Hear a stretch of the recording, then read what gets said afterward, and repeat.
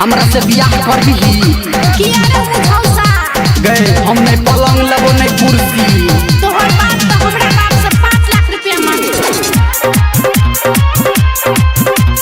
जी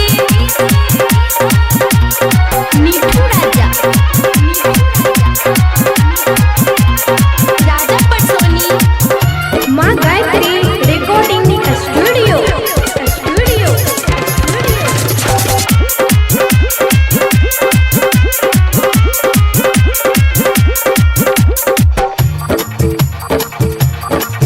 हमरा दूल्हा तू अपन बना ले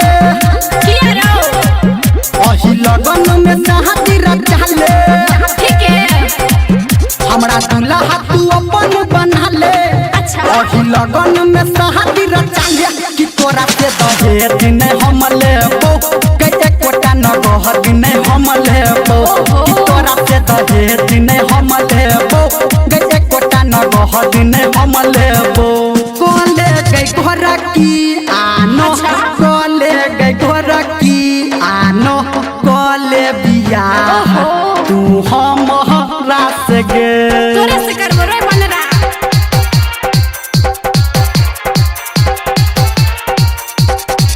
जी मिठू राजा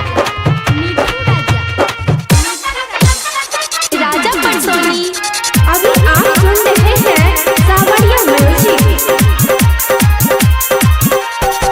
झूठो के लफारा बढ़ाब छग छोड़ा में झगड़ा लगाब छग दिल तोरा पे एलो प्यार तोरा से भेलो तो बुतिया तू तोरा पाब छग झूठो के लफारा बढ़ाब छग छोड़ा में झगड़ा लगाब छग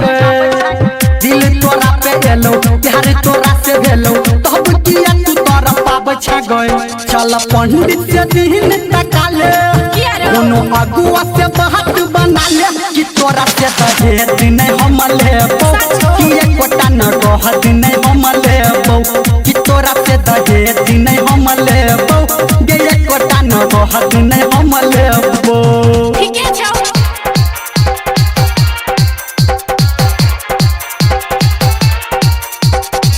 जी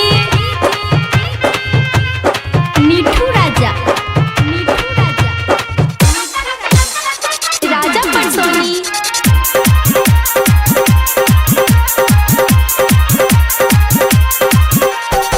तोरा ले खाना बनेबो घरे देख के जते हमर पेट भरे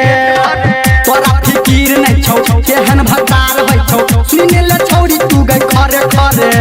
तोरा से निके मिलतो रे हे गई तोरा ले खाना बनेबो घरे देख के जते हमर पेट भरे तोरा फिकीर नहीं छौ केहन भतार होइ छौ सुने ले गई छौरी खरे खरे धर्मेंद्र के दिल में बसा ले संजय गौतम के गोरखी मना ले कि तोरा से दहेज